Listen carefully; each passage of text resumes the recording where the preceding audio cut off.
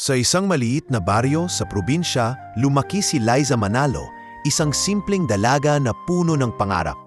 Anak siya ng isang mangingisda at isang labandera.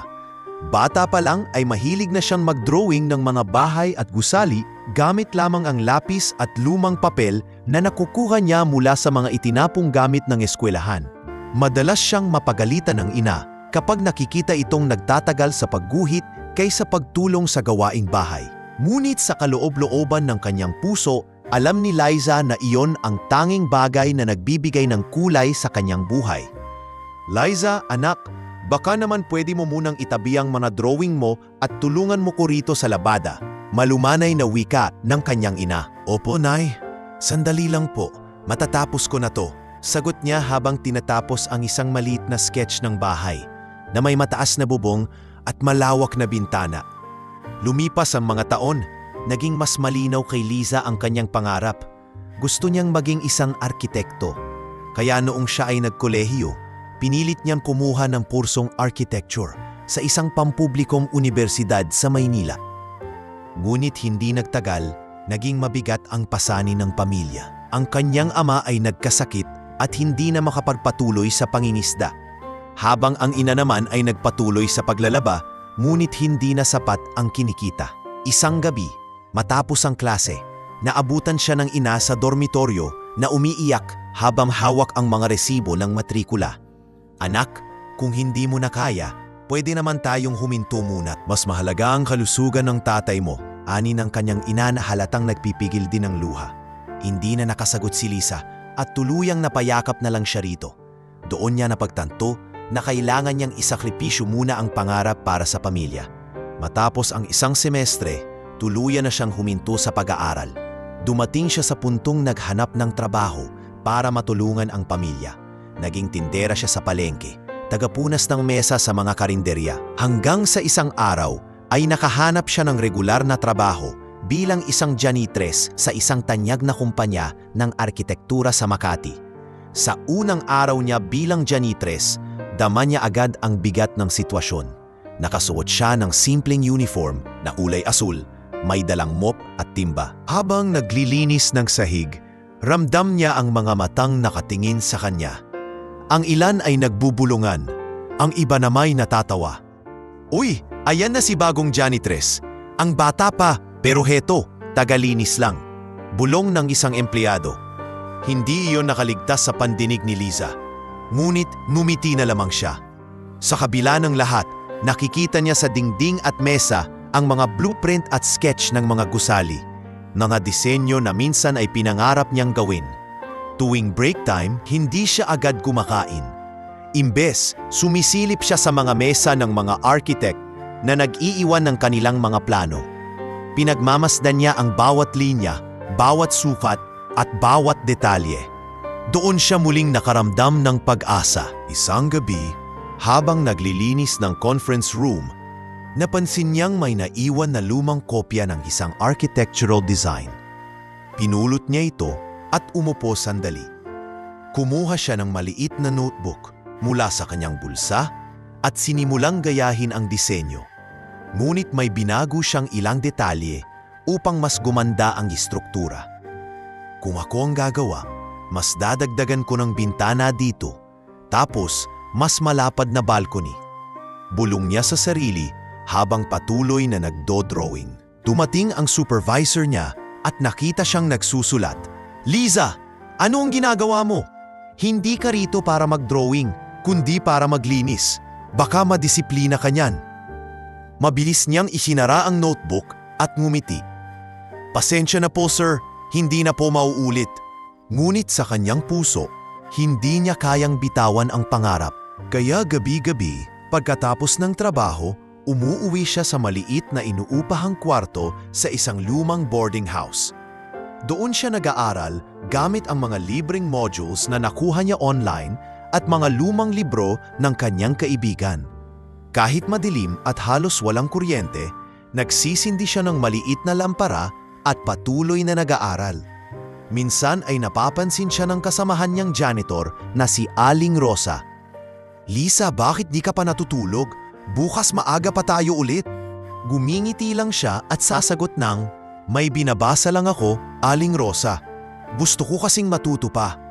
Unti-unti ang kanyang simpleng buhay bilang janitress ay napupuno ng dalawang mukha.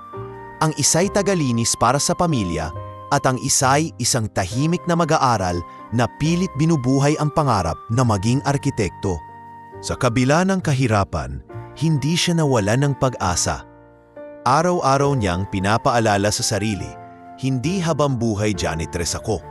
Balang araw, gagawa rin ako ng mga gusali na ipagmamalaki ng lahat. At sa bawat guhit na nagagawa niya sa kanyang maliit na notebook, mas lalo siyang nahuhubog. Hindi niya alam, ang simpleng pangarap na iyon ang magdadala sa kanya sa sitwasyong magpapayanig sa buong kumpanya.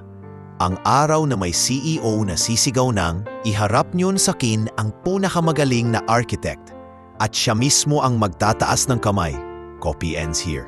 Si Don Alejandro Villarosa ay isa sa mga pinakakilalang pangalan sa larangan ng negosyo at konstruksyon sa buong bansa.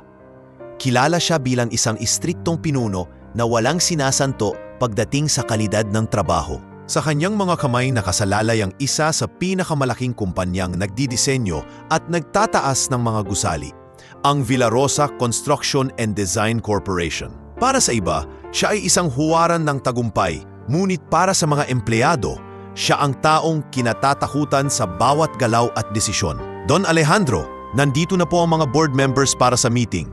Wika ng sekretarya habang kumakatok sa mabigat na pintuan ng kanyang opisina. Tahimik na tumayo ang CEO mula sa kanyang upuan at nagsuot ng coat.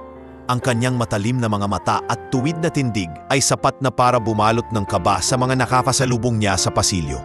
Sa bawat tapak ng kanyang sapatos sa marmol na sahig ng kumpanya, parang may kasamang bigat ng awtoridad na walang sino man ang makakapantay. Pagdating niya sa conference room, naroon na ang mga board members at ilang senior architects.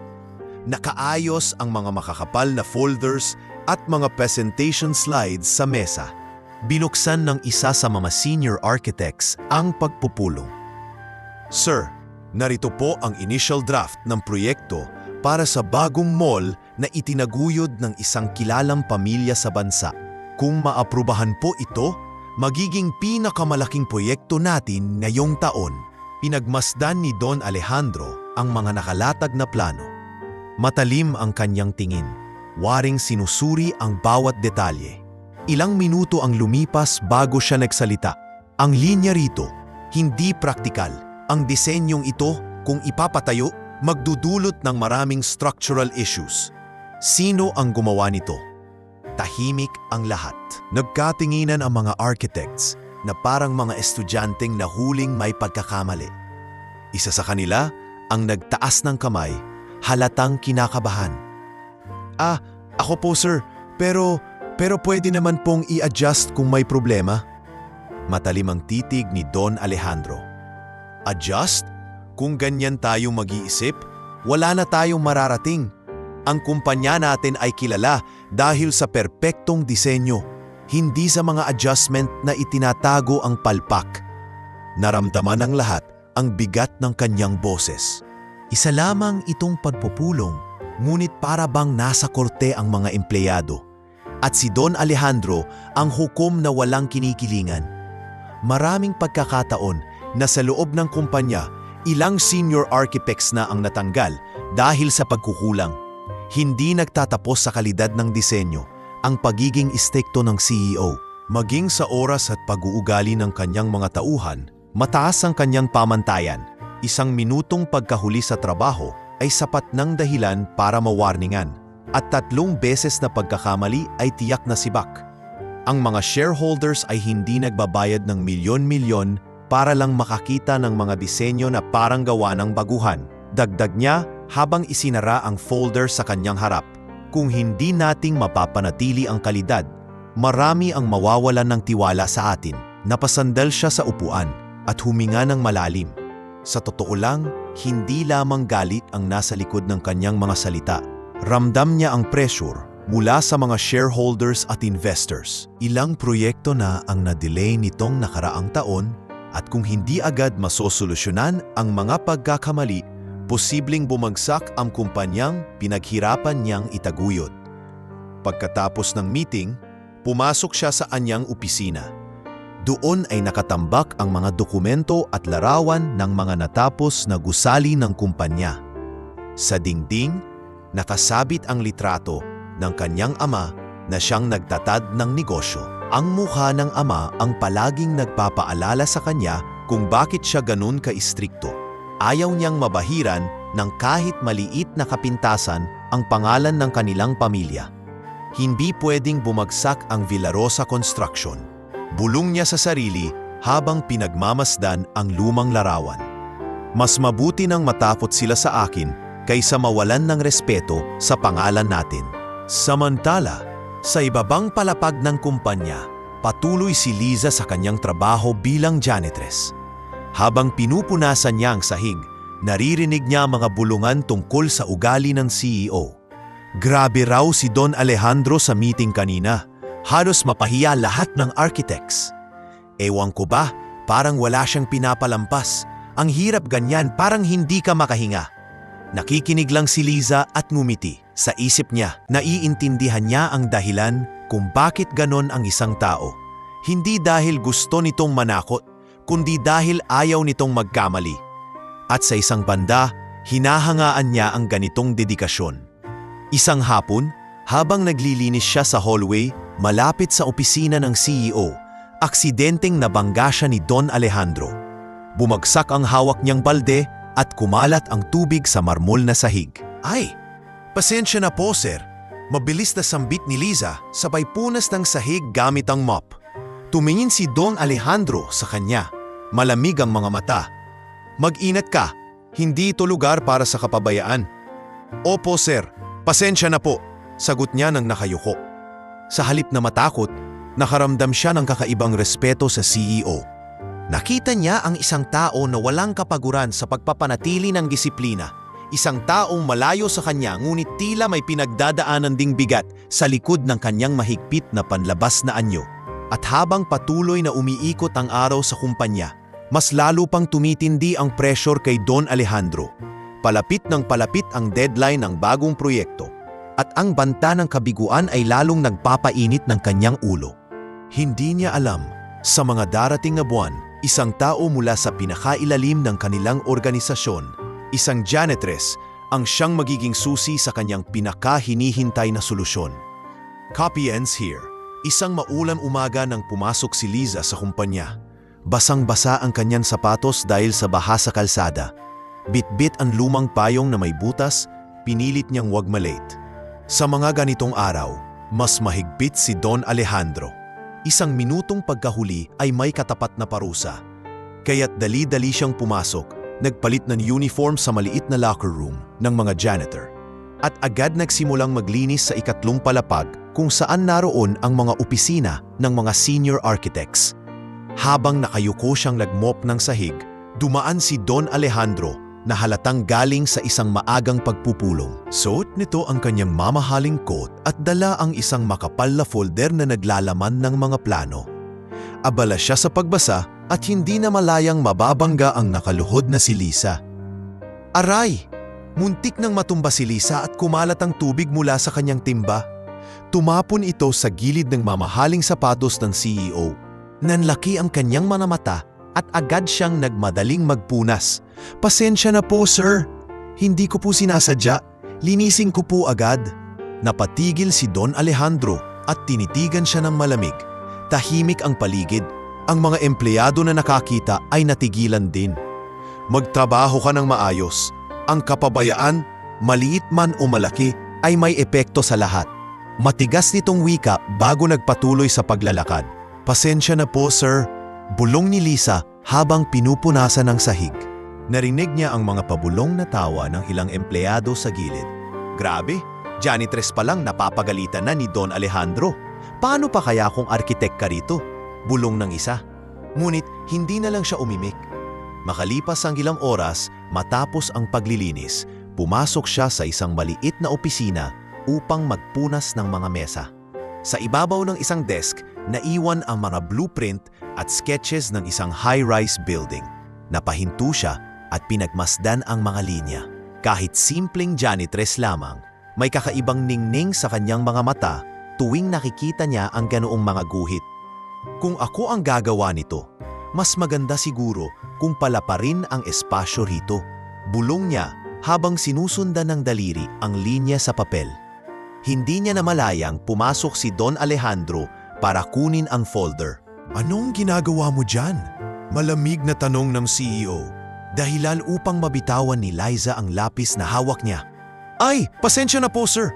Pinupunasan ko lang po ang mesa. Hindi ko po sinasadya. Mabilis niyang sagot. Halatang nangingingig.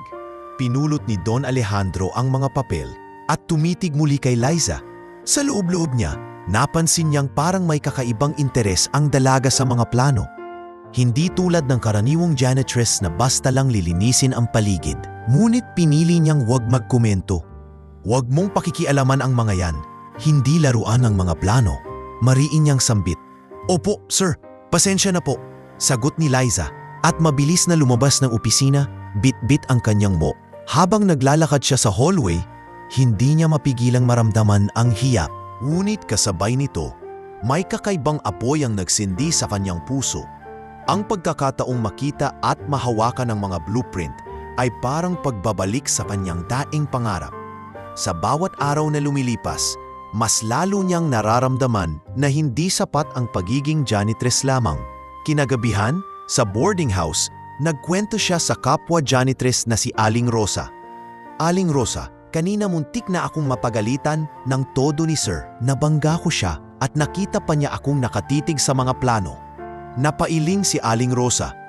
Anak, delikado yan. Ang CEO natin, hindi siya basta-basta. Kahit senior architects taot sa kanya, ikaw pa kaya? Huwag ka na lang lumapit sa mga ganong bagay. Baka mapahamak ka. Ngumiti si Liza, ngunit hindi nagsalita. Sa kanyang isip, alam niyang hindi niya kayang pigilan ang sarili. Iba ang tawag ng kanyang damdamin sa sining ng arkitektura. Kinabukasan, habang naglilinis ng conference room, napansin niyang naiwan na naman ang ilang draft ng proyekto. Muling umupo siya saglit at sinubukang iguhit sa kanyang maliit na notebook ang ilang pagbabago. Hindi niya alam, napansin siya ng isang engineer na pumasok para kunin ang gamit. Uy, anong ginagawa mo riyan?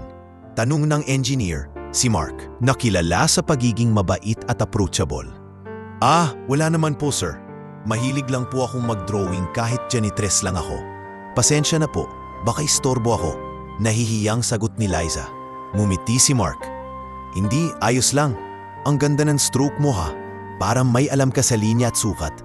Saan ka ba nag-aral? Medyo namula si Lisa at napayuko. Nag-aral po ako dati ng architecture pero hindi ko natapos, kinapos po kami sa pera. Tumango si Mark, halatang humanga. Sayang naman, alam mo may galing ka. Ingatan mo yan baka isang araw magamit mo rin. Mula noon, nagsimulang mapansin ng iilang tao sa kumpanya na kaiba si Lisa. Hindi lamang siya isang tagalinis. Mayroon siyang kakaibang tapang na makiharap kahit hindi niya sinasabi ng lantaran. At kahit pa malamig ang naging unang pagkikita nila ni Don Alejandro, isang binhinang pagtingin ang naitanim sa CEO.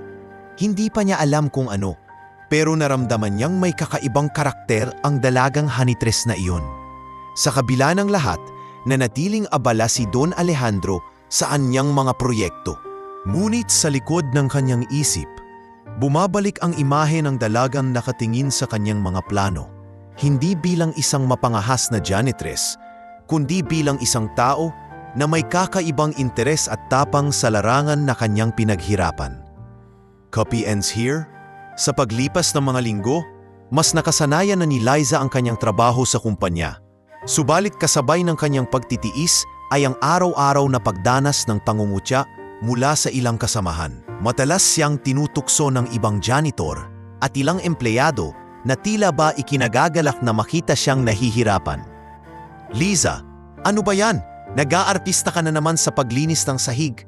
Pareho lang naman yan, dumi pa rin ang trabaho mo. Biro ni Ramon, isa ring janitor na mahilig mang-asar. Napangiti na lang si Liza kahit nasasaktan sa mga salita. Trabaho pa rin to, Ramon. At least may kinikita tayo, wala namang masama sa paglilinis. Ngunit sa kanyang puso, alam niyang mas mahirap para sa kanya ang sitwasyong iyon. Hindi lamang dahil sa pangungutya, kundi dahil sa bigat ng kanyang responsibilidad sa pamilya. Sa maliit na boarding house na inuuwian niya, madalas siyang nakakatanggap ng tawag mula sa probinsya. Minsan ay si Neneng, ang nakababatang kapatid, ang tumatawag, "Ate, wala na tayong bigas." Si Nanay halos hindi na kumakain, para lang kami may makain. At si Tatay, mas lumalala ang ubo niya. Napapikit si Lisa habang pinipigilang umiyak. "Magtiis muna kayo, Neneng. Magpapadala ako ngayong linggo, kahit maliit lang. Pasensya na, ito lang ang kaya ko." Paggababa ng tawag, tumingin siya sa kanyang maliit na kahon kung saan nakatago ang mga ipon niya. Kaunting bariyang nakasilid sa sobre ang tanging maipapadala niya. Kahit papaano, alam niyang malaking bagay na iyon para sa pamilya. Ngunit dahil sa halos wala nang natitira para sa sarili, madalas ay nagsusumiksik na lang siya sa murang boarding house na halos walang maayos na tubig at kuryente.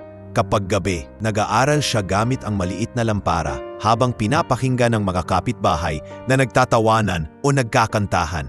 Sa kanya, ang katahimikan at hirap ang tanging kasama. Isang araw, nagulat siya nang makita sa kanyang locker ang isang sulat mula sa probinsya. Binasa niya ito at bumigat ang dibdib. "Anak, si nanay mo ito.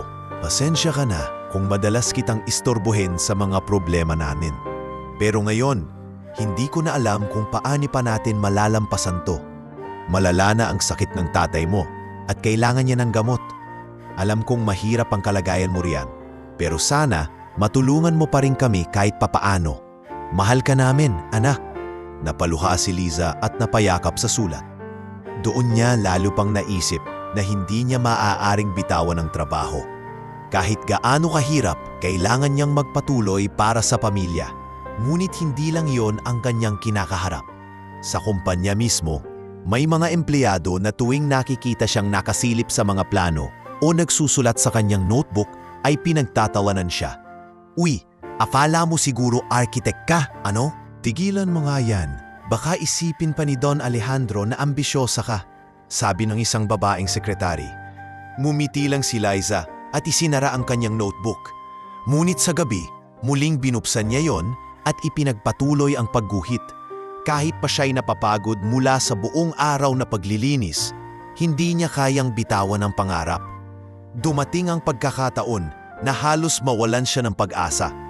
Isang gabi, habang naglalakad pa uwi, bigla siyang nakaramdam ng pagkahilo. Sumandan siya sa pader at halos mawalan ng malay. Mabuti na lang at may isang kapitbahay na lumapit at inalalayan siya. "Liza, ayos ka lang? Halos wala ka ng kulay. Kumain ka na ba?" tanong ng kapitbahay. Mahina siyang umiti.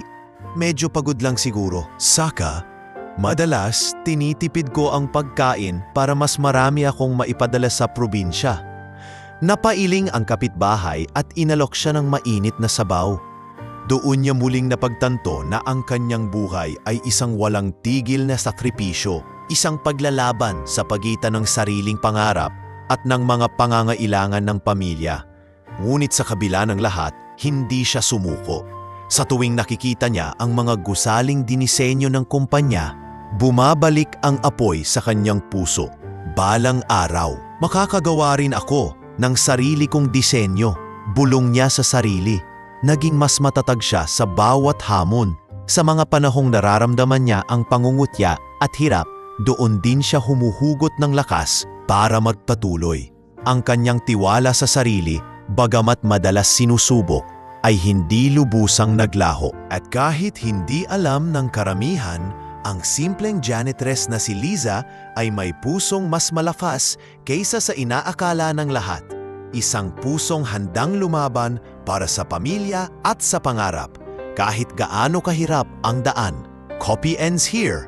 Isang umaga, habang naglilinis si Liza sa conference room pagkatapos ng isang mahabang meeting ng mga architects, napansin niya ang isang makapal na blueprint na naiwan sa mesa. Nakabukas ito at kita ang ilang guhit ng floor plan para sa isang gusali na balak itayo sa Quezon City.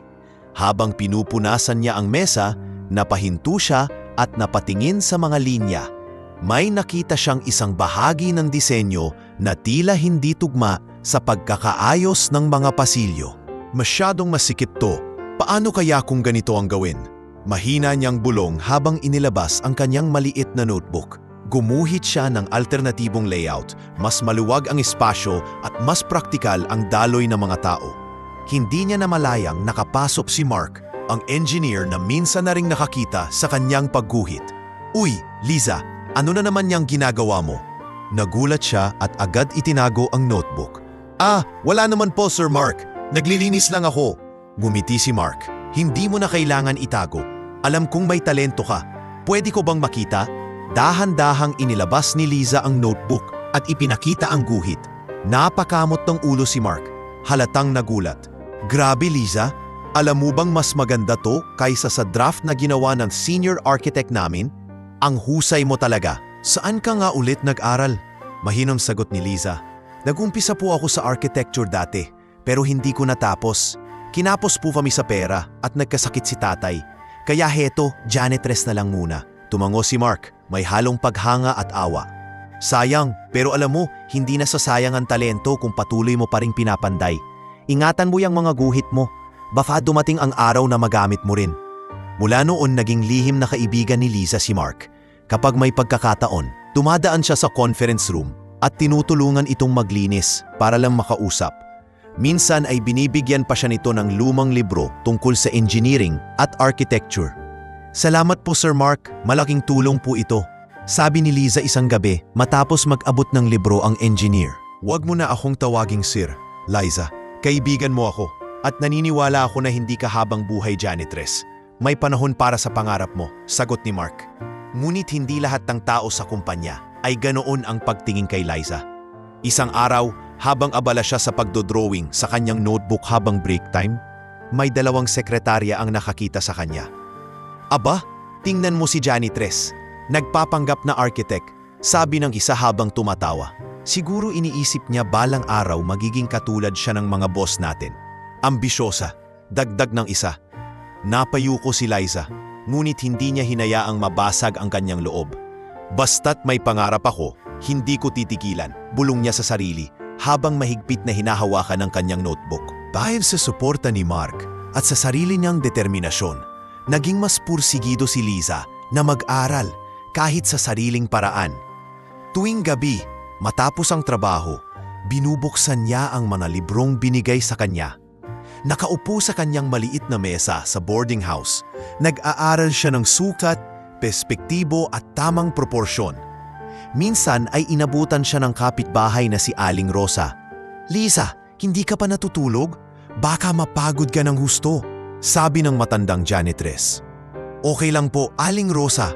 Ito lang po ang paraan para matupad ko ang pangarap ko. Kailangan ko pong magpatuloy kahit mahirap," sagot ni Liza habang patuloy sa pagguhit. Sa pagdaan ng mga buwan, napansin na rin ni Liza na unti-unti siyang nakikilala sa iilang tao sa kumpanya. May isang beses na nang magkaroon ng problema sa isang maliit na draft, nagawa niyang magbigay ng suhestyon ng palihim kay Mark. Hindi ito formal na kinilala, ngunit ang suhestyong iyon ang naging sagot sa pagkakamali. "Liza, hindi mo alam kung gaano kalaking tulong ang binigay mong ideya," wika ni Mark. Ngumiti siya, ngunit hindi na nagkomento pa. Alam niyang hindi pa siya pwedeng makialam ng lantaran. Gayunpaman, sa likod ng lahat ng ito, patuloy pa rin ang kanyang pakikibaka. Maraming beses siyang muntik ng sumuko, lalo na kapag iniisip niyang hindi sapat ang kanyang kakayahan. Ngunit sa tuwing bumabalik siya sa kanyang mga sketch at notebook, nagiging malinaw ang isang bagay. May talento siyang hindi matatawaran, isang lihim na kakayahang naghihintay ng tamang pagkakataon upang lumabas sa liwanag. Sa bawat linya at guhit na kanyang ginagawa, mas lalo niyang nakikita ang sarili na hindi lamang simpleng janitress. Isa siyang arkitekto sa puso, naghihintay lamang ng araw na mapansin at mabigyan ng pagkakataon. Lumipas ang ilang buwan at mas lalong naging abala ang kumpanya ng Villarosa Construction. Ang kanilang pinakamalaking proyekto, isang modernong shopping mall na itatayo sa gitna ng Quezon City, ay inaabangan ng buong industriya. malaking halaga ang nakataya. At kung magtatagumpay, lalo nitong itataas ang pangalan ng kumpanya. Ngunit kung babagsak, maaaring mawala ang tiwala ng mga investors at maging mantsa ito sa pangalan ni Don Alejandro. Isang hapon, nagtipon-tipon ang buong departamento ng mga architects at engineers para ipakita ang final draft ng plano kay Don Alejandro. Nasa conference room ang lahat. Maging ang ilang empleyadong wala namang kinalaman sa proyekto ay napapatingin sa pintuan dahil ramdam nila ang bigat ng pagpupulong. Si Liza, na naglilinis sa gilid, ay nakikinig mula sa malayo habang pinupunasan ng sahig. "Sir," panimula ng lead architect habang pinapakita ang malalaking blueprint sa projector. "Ito na po ang final design para sa Quezon City Grand Mall. Nakapaloob dito ang lahat ng request ng kliyente at ang inaasahang modernong disenyo." Tahimik na tumingin si Don Alejandro sa screen. Sinusuri ang bawat detalye. Habang tumatagal, lalo lang kumukunot ang kanyang noo. Naramdaman ng lahat ang malamig na hangin ng kanyang presensya. Ilang minuto ang lumipas bago siya nagsalita. "Final design?" Aniya, puno ng inis. "Ito ba ang ipinagmamalaki ninyong final design?" Nagkatinginan ng mga architects, hindi alam kung ano ang sasabihin. "Sir, lahat po ng sukat ay dumaan sa validation," sagot ng lead architect. Halatang nanginginig ang boses. Itinaas ni Don Alejandro ang isang bahagi ng plano at itinuro. "Validation? Bakit may dead space dito? Tingnan ninyo itong koridor. Masyadong makipot at hindi makakayanan ang volume ng tao. At itong foundation plan, mali ang kalkulasyon ng load-bearing walls. Kung ipapatayo ito, babagsak ang buong estruktura bago pa man matapos." Nanlamig ang lahat ng naroroon. May ilan pang senior architects na nagtaas ng kanilang papel para ipagtanggol ang disenyo, ngunit agad silang pinutol ni Don Alejandro. "Hindi ito gawa ng mga propesyonal. Ito'y gawa ng mga baguhan na hindi iniisip ang kaligtasan ng tao." Galit na sigaw niya. "Alam ba ninyo ang ibig sabihin ito? Kapag itinuloy ito, hindi lang kumpanya ang babagsak, buhay ng tao ang nakasalalay." Halos walang kumibo. Nakatungo ang lahat. Maging si Mark, ang engineer na palaging kalmado, ay hindi makapagsalita. Ramdam niya ang bigat ng sitwasyon. Sa gilid, si Liza ay tahimik na nakikinig habang pinupunasan ang mesa. Napatingin siya sa mga plano at hindi niya mapigilang mapansin ang parehong mali na nakita na niya noon sa kanyang sariling sketch. Napakagatlabi siya at pinilit huwag magsalita. Alam niyang wala siyang karapatang nang himasok sa ganitong usapan. Ngunit hindi natigil si Don Alejandro. Itinapon niya ang mga papel sa mesa at tumayo. "Kung ganito ang kalidad ng trabaho ninyo, mas mabuti pang magsara na lang tayo. Ang Villarosa Construction ay hindi tatakbo sa ganitong uri ng kahihiyan." Napatitig siya sa buong silid at sa puntong iyon, halos manginig ang lahat ng empleyado. Saka siya sumigaw ng mga salitang bumaon sa isipan ng lahat. "Iharap ninyo sa akin ang pinakamagaling na arkitekta sa kumpanyang ito. Kung wala, lahat kayo ay mawawalan ng trabaho." Parang lumindol sa loob ng conference room. Nagkatinginan ang lahat. Walang gustong magsalita. Ilang senior architects ang halos hindi makatingin kay Don Alejandro. Samantalang ang iba ay parang nagdarasal na sana'y hindi sila mapili. Sa likod ng silid, si Liza ay hindi makagalaw. Nanginginig ang kanyang kamay na may hawak pang mop. Ang mga salita ng CEO ay parang dumiretso sa kanyang dibdib. Alam niyang mali ang ginawa ng mga architects at alam niyang may ideya siya kung paano ito maaayos. Ngunit siya lang ay isang janitress. Sino siya para magsalita? Muli, bumulyaw si Don Alejandro. Mas malakas na ngayon. "Narinig ninyo ba ako? Iharap ninyo sa akin ang pinakamagaling na architect. Kung hindi, tapos na ang lahat." Sa katahimikan, unti-unting umangat ang kamay ni Liza. Hindi niya alam kung saan galing ang tapang na iyon. Parang may boses mula sa loob niya na nagsasabing, oras na para ipakita ang kanyang kakayahan. Namutla ang lahat nang makita ang eksenang iyon. Ang mga architects, managers, at sekretarya ay halos hindi makapaniwala. Ang janitress, itinaas ang kamay. Si Liza ba yan? Bulong ng isa. Anong ginagawa niya? Hindi ba niya alam kung sino ang kausap niya? Dagdag ng isa pang empleyado. Napatingin si Don Alejandro sa direksyon ni Liza. Nanlaki ang kanyang mga mata, hindi sa galit, kundi sa pagkabigla. Isang dalagang janitress, nakasuot ng simpleng uniform, may hawak pang mop at basahan, ang siyang nagtaas ng kamay sa gitna ng takot ng lahat. Tahimik ang buong silid, tanging patakang ulan mula sa labas ang maririnig. Nakatayo si Liza, nanginginig man ang katawan, ngunit matatag ang kanyang tinig. Sir, may alam po ako kung paano maaayos ang plano. At sa sandaling iyon, nagbago ang ihip ng hangin sa buong kumpanya. Copy ends here. Nakatutok ang lahat ng mata kay Liza matapos niyang itaas ang kanyang kamay. Ang conference room na kanina'y punong-puno ng kaba ay lalo pang nabalot ng katahimikan. Hindi makapaniwala ang mga empleyado, lalo na ang mga senior architects. Paano nga ba isang simpleng janitress ang naglakas loob na sumagot sa sigaw ni Don Alejandro? Siya ba talaga ang janitress? Bulong ng isang sekretarya sa katabi. Anong alam niya? Baka mapahiya lang siya. Dagdag ng isa pa. Kahit ang mga kasama niyang janitors na dumaan sa hallway at sumilip ay natulala. Si Liza, na araw-araw nilang nakikitang naglilinis ng sahig at nagbubuhat ng timba, na yun ay nakatayo sa harap ng lahat. Hawak pa ang mop habang buong tapang na nagboluntaryo. Tumitig si Don Alejandro sa kanya. Malamig pa rin ang mga mata ng CEO, ngunit may bakas ng kuryosidad. Ikaw, aniya, mabagal at mariin ang bawat salita. Anong karapatan mong sabihin na kaya mong ayusin ang plano? Janitress ka lang. Napayuko si Liza, nanginginig ang tuhod, ngunit hindi siya umurong. Pinilit niyang lakasan ang boses. Alam ko pong wala akong posisyon dito, sir. Pero nakita ko po ang plano at may mali po talaga sa sukat at daloy ng espasyo.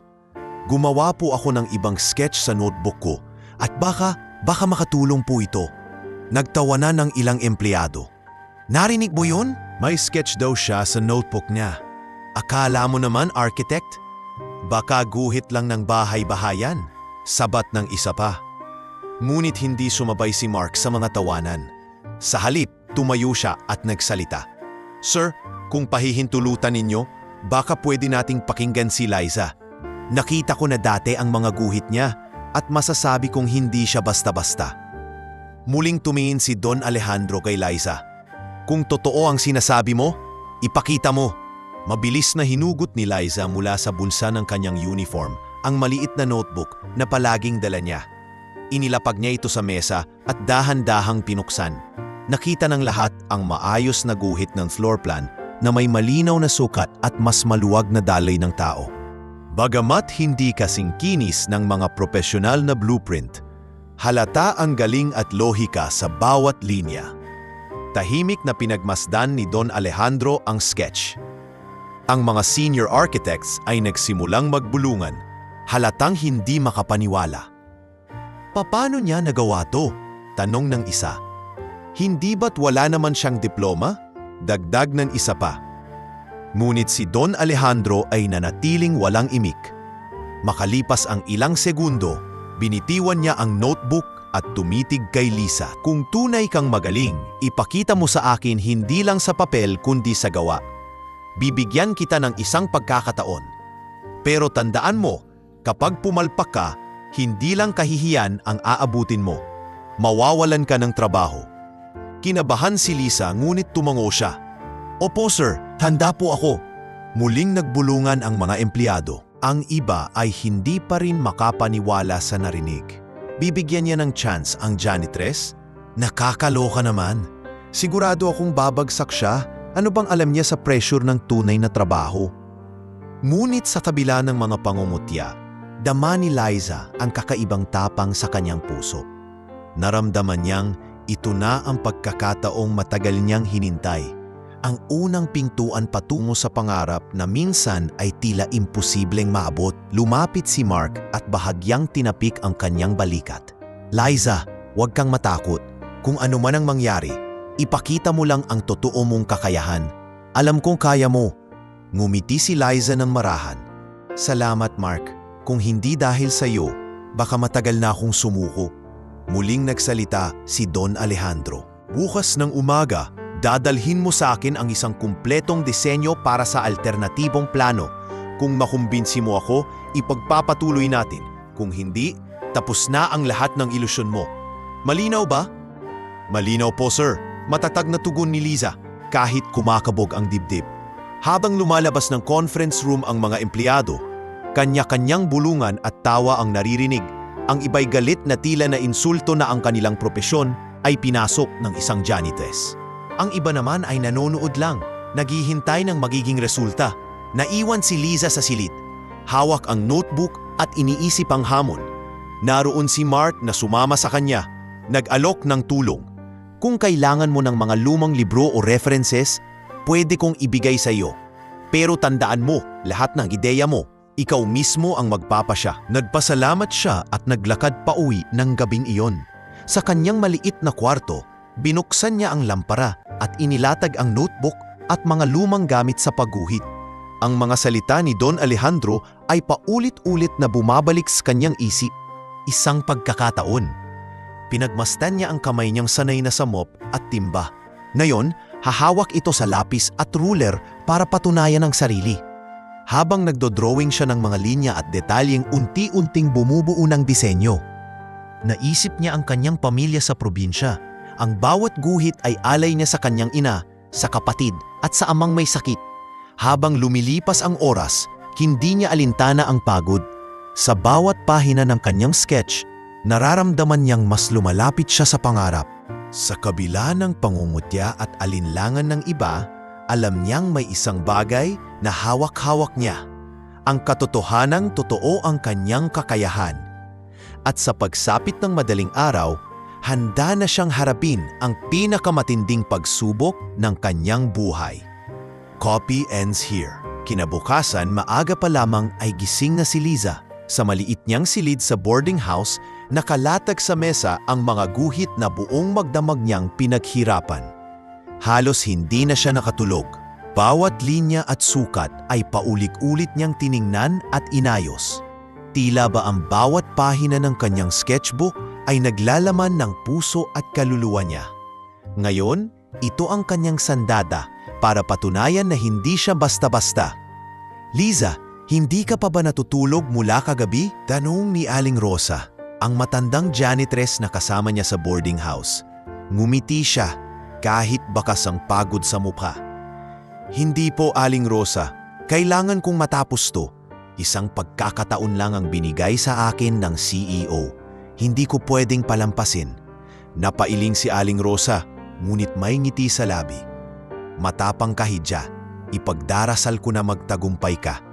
Bit-bit ang kanyang sketchbook at ilang papel. Nagtungo siya sa kumpanya bago pa man sumikat ang araw. Pagdating niya sa conference room, nandoon na si Don Alejandro, nakaupo sa dulo ng mesa na tila hari sa kanyang trono. Mahigpit ang tingin nito, parang walang bakas ng awa sa kahit sino. Handa ka na ba? Tanong ng CEO, malamig ang boses. Huminga ng malalim si Liza at tumango. Opo, sir. Lumapit siya sa mesa at inilatag ang kanyang mga guhit. Pinakita niya ang alternatibong disenyo ng mall.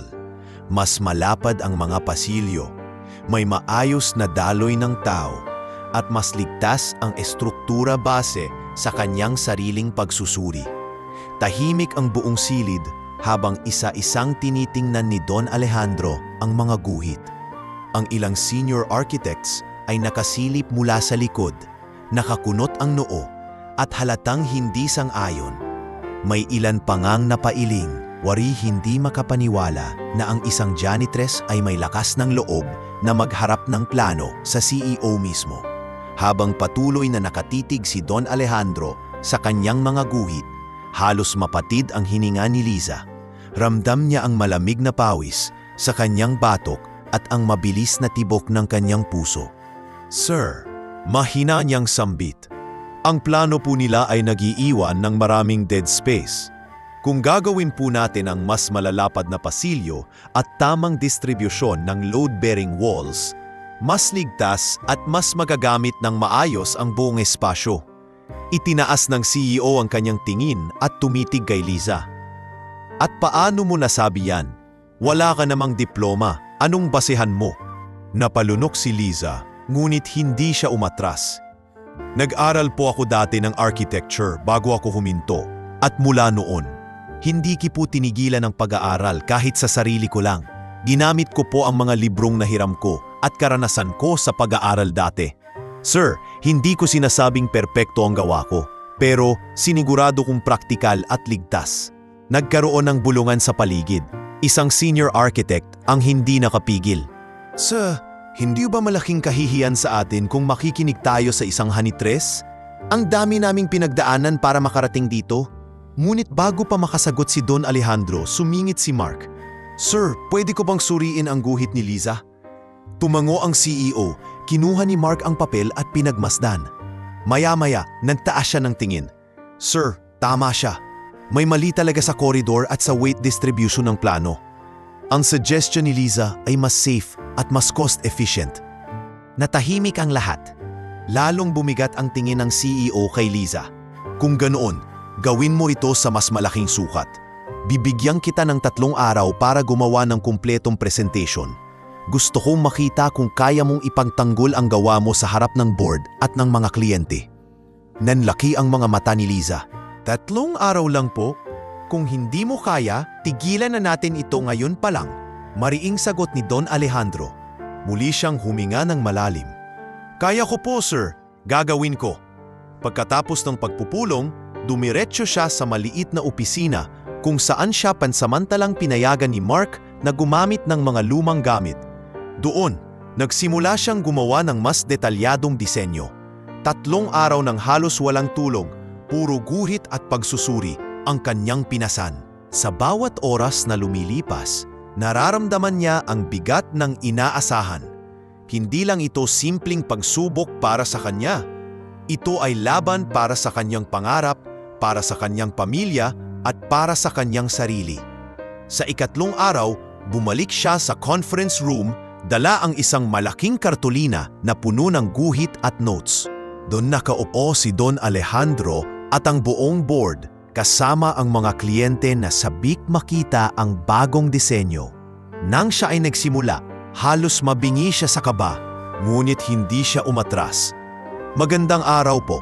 Ako po si Liza at ito o ang disenyo na nais kong ipakita. Inayos ko po ang floor plan para magkaroon ng mas ligtas at mas maayos na daloy.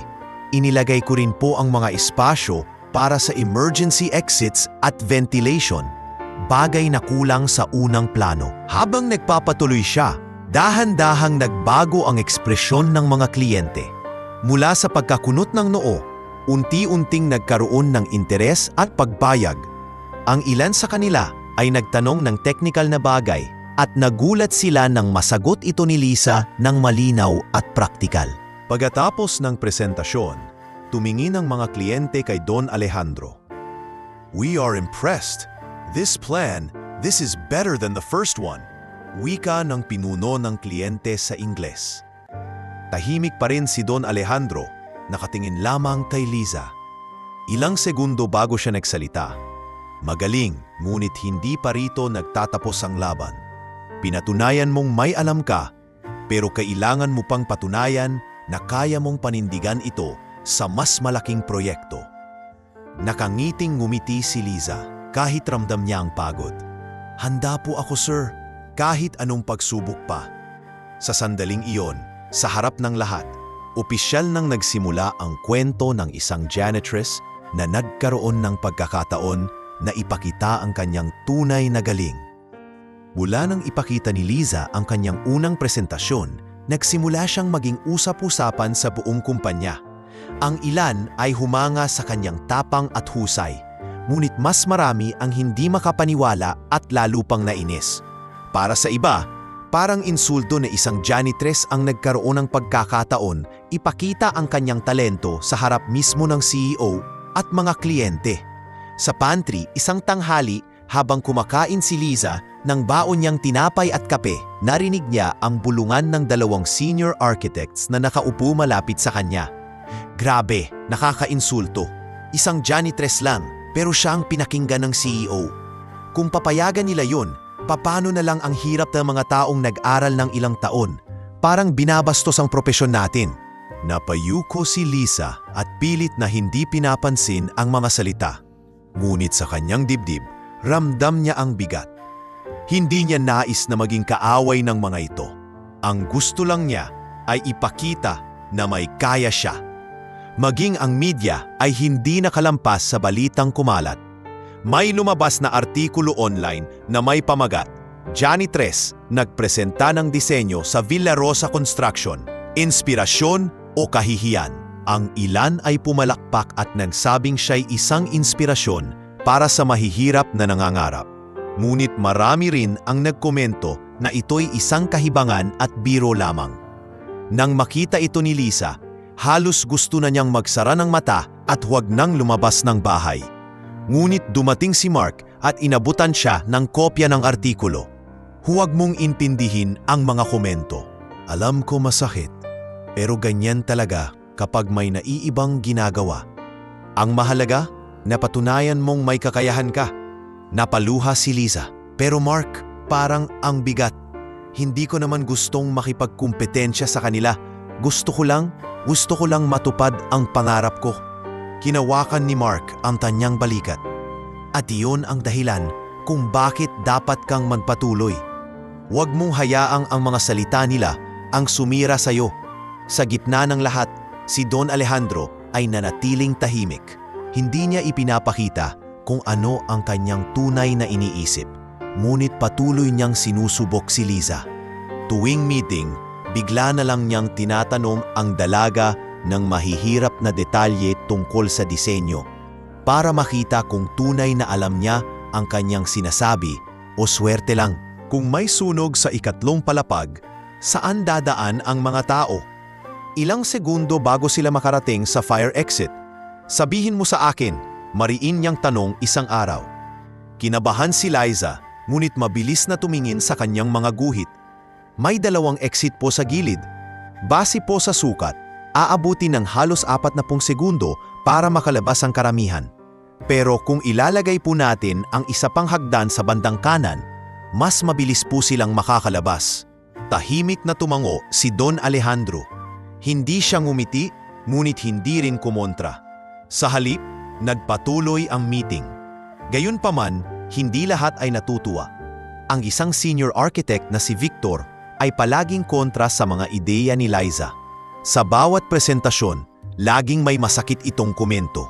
Sir, hindi ba't mas delikado kung ipapagamit natin ang plano ng isang taong walang lisensya? Hindi ko lang talaga matanggap na isinasantabi ang mga taong may karanasan para bigyan ng boses ang isang janitress. Victor, sapat na, singit ni Mark. Hindi lang diploma ang batayan ng galing. Ang mahalaga, tama ang ideya. Ngunit hindi nagpatinag si Victor. Kung papayagan natin ito, ibig sabihin kahit sino na lang pwedeng magdisenyo. Paano kung bumagsak ang gusali? Sino ang mananagot? Naging mabigat ang atmosphere sa silid. Alam ni Liza na siya ang pinatatamaan, ngunit pinili niyang manahimik. Hindi siya pwedeng magpadala sa emosyon. Alam niyang wala pa siyang karapatang makipagtalo, pero may isa siyang sandata, ang kanyang mga gawat. Kinagabihan, sa kanyang boarding house, nakatanggap siya ng tawag mula sa kanyang kapatid. Ate, nakita ka namin sa TV. Ang galing mo. Ipinagmamalaki ka namin dito sa baryo. Napaluha si Liza. Sa kabila ng lahat ng pangungutya at pagsubok, may mga tao pa ring naniniwala sa kanya, ang kanyang pamilya. Doon niya muling pinagtibay ang kanyang desisyon. Kahit ilang kontrabida pa ang humarang sa kanyang landas, hindi siya susuko. Salamat, Neneng. Para sa inyo to. Hindi ako titigil hanggat hindi ko natutupad ang pangarap ko. Sagot niya habang pinupunasan ang luha. At sa gitna ng mga bulong ng pagdududa, paninira at matinding presyon, mas lalong tumibay ang loob ni Liza. Alam niyang darating ang mas mabibigat pang pagsubok, ngunit hindi siya uurong. Dahil sa kanyang puso, isa siyang arkitekto at iyon ang ipaglalaban niya sa kabila ng lahat ng hadlang. Copy ends here. Makalipas ang ilang linggo ng walang tigil na pagpupulong at pagpupuyat, unti-unti nang napapansin ang pangalan ni Liza sa loob ng kumpanya. Ang mga kliyente na dating nagdududa ay nagsimulang magpakita ng interes sa kanyang mga ideya. Isang malaking hakbang ang nagbukas ng pinto nang iharap muli ni Don Alejandro ang revised plan na base sa disenyo ni Liza. Mas maraming investors ang nabighani. "Sir, this is remarkable.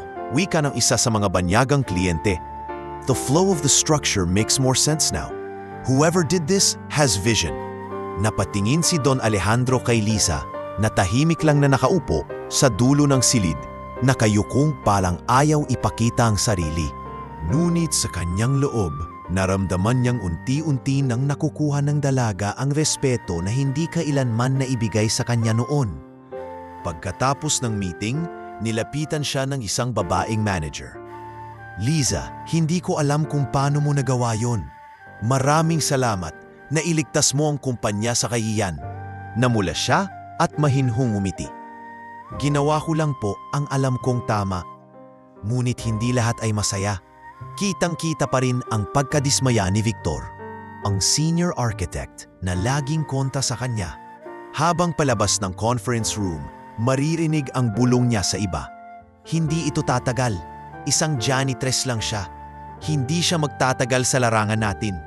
Ngunit sa kabila ng mga paninira, ang isa namang tagumpay ay dumating. Isang kilalang investor tang nag-alok ng scholarship para kay Liza. Sa isang maliit na pagtitipon, inabot sa kanya ng isang matandang babaeng kilala bilang philanthropist ang isang sobre. "Anak, nakita ko ang pagpupursige mo. Nararapat ka sa pagkakataon. Ito'y scholarship para maipagpatuloy mo ang pag-aaral sa architecture. Huwag mong sayangin." Naluha si Liza habang tinatanggap ang sobre. "Maraming salamat po, hindi ko po kayo bibiguin." Nang malaman ito ng kanyang pamilya, abot langit ang kanilang tuwa. Tumawag si Neneng sa kanya. "Ate, ang galing mo na." Sabi ni nanay, ipinagmamalaki kanya sa lahat ng kapitbahay. Dati nahihiya siya dahil janitress ka lang, pero ngayon, lagi niyang sinasabi na magiging architect ka talaga. Napangiti si Liza sa kabilang linya, kahit nangingilid ang luha. "Hindi lang ito para sa akin, Neneng. Para ito sa atin. Balang araw, hindi na kayo maghihirap."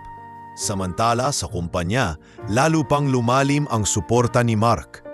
Madalas siyang sumilip sa ginagawa ni Liza at nagbibigay ng mga tips.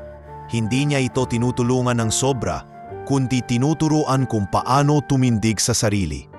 "Liza, kapag nag-aaral ka, huwag mong isipin na kailangan mong patunayan ang sarili mo sa lahat. Gawin mo ito dahil gusto mo. Ang iba, kusa silang magbabago ng tingin sa'yo." Mumiti siya.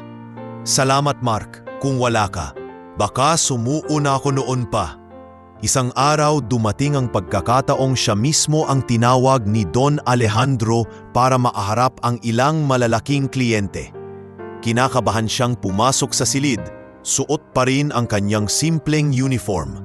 Ngunit sa harap ng mga banyagang negosyante, siya ang piniling magsalita tungkol sa disenyo. "Miss Liza," wika ni Don Alejandro, "can you explain to our clients the logic behind this adjustment?"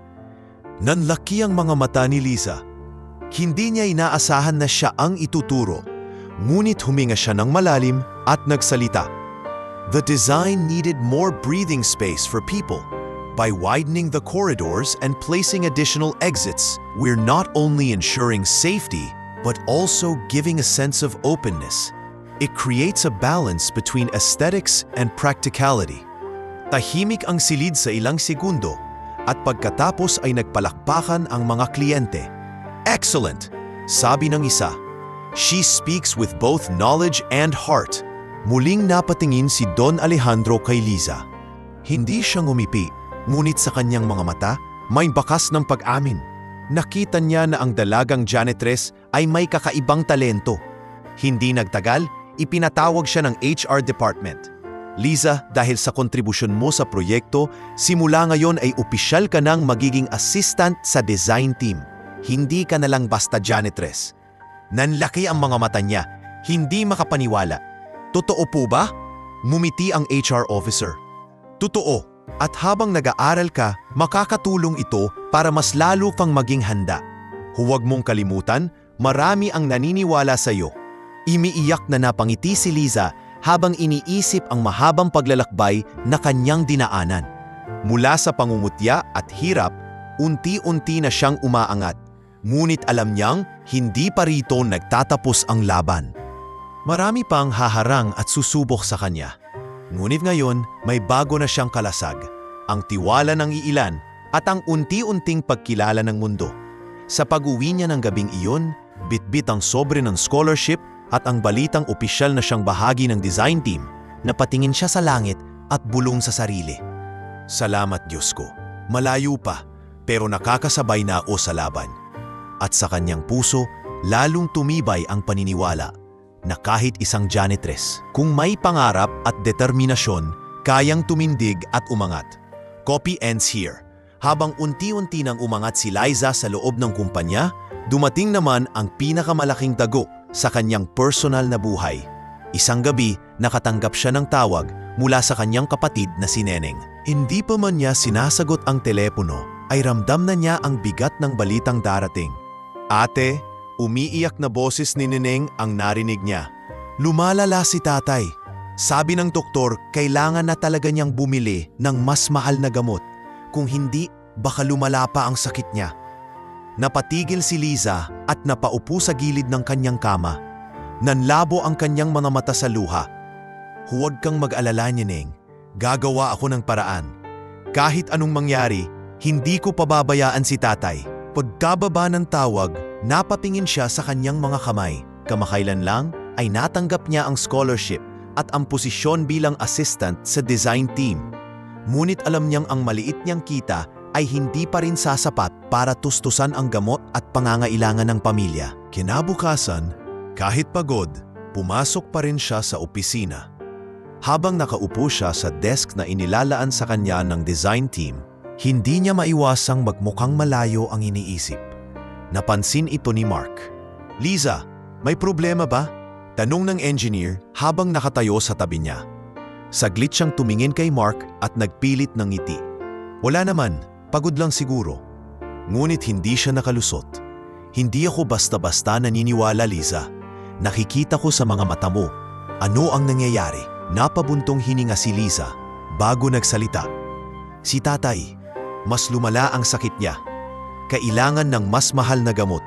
Hindi ko alam kung saan ako kukuha ng pera.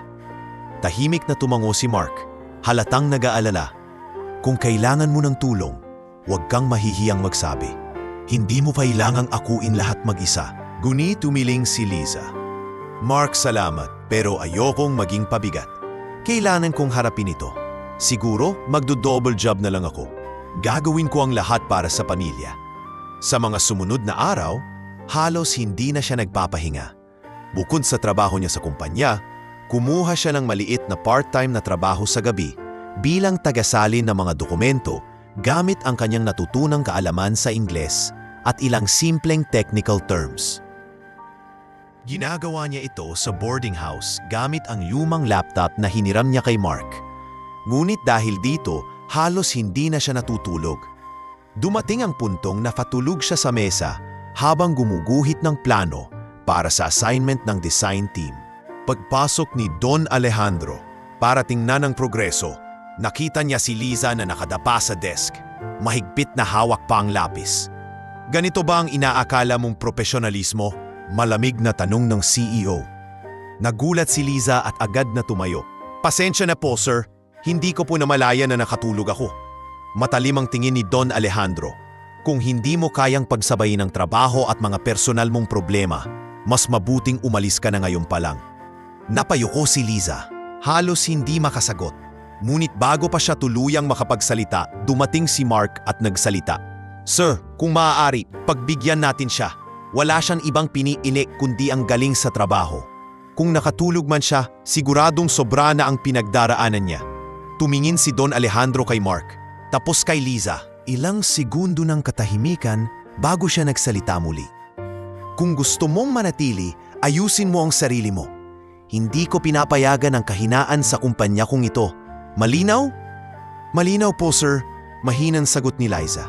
Ngunit sa kanyang puso, mas lalo siyang nanliit. Pag-uwi niya ng gabing iyon, halos gusto na niyang sumuko. Umiiyak siyang nakatingin sa mga guhit sa kanyang mesa. Bakit ba ang hirap? Ginagawa ko naman lahat, pero parang hindi sapat. Sa gitna ng kanyang pag-iyak, biglang kumatok si Aling Rosa. May dalang maliit na mangkok ng lugaw. Liza anak, kumain ka muna. Alam kong mabigat ang pinagdadaanan mo. Pero wag mong kalimutan, may Diyos na hindi ka pababayaan. Niyakap ni Liza ang matanda at napaiyak muli. Aling Rosa, gusto ko lang maging matatag. Pero minsan, parang wala na akong lakas. Liza, ang tunay na lakas ay hindi lang sa pagtitiis. Nasa pag-asa rin. Kahit gaano kabigat, basta may tiwala ka sa sarili at sa Diyos, makakaya mo. Kinabukasan, nagpasya si Liza na humingi ng tulong kay Don Alejandro. Lumapit siya sa opisina nito at buong tapang na nagsalita. Sir, alam kong wala akong karapatang humingi. Pero kailangan ko lang pong sabihin, may sakit po ang tatay ko. At kahit anong gawin ko, hindi ko kayang sabayan ang lahat. Pasensya na kung minsan nagkukulang ako. Tahimik lang si Don Alejandro, nakatingin sa kanya. Maya-maya, iniabot niya ang isang sobre. Hindi ko ugaling tumulong ng walang dahilan. Pero ngayon, tatanggapin mo ito bilang paunang bayan sa talento mo. Gamitin mo sa pamilya mo. Nanlaki ang mga mata ni Liza, hindi makapaniwala. Sir, hindi ko po alam ang sasabihin ko. Wala kang dapat sabihin. Ipagpatuloy mo lang ang ginagawa mo. Huwag mo akong biguin. Sagot ng CEO sabay balik sa kanyang mga papeles. Lumabas si Liza ng opisina, mahigpit na yakap ang sobre. Habang naglalakad, unti-unting bumabalik ang kanyang lakas. Alam niyang hindi pa tapos ang laban.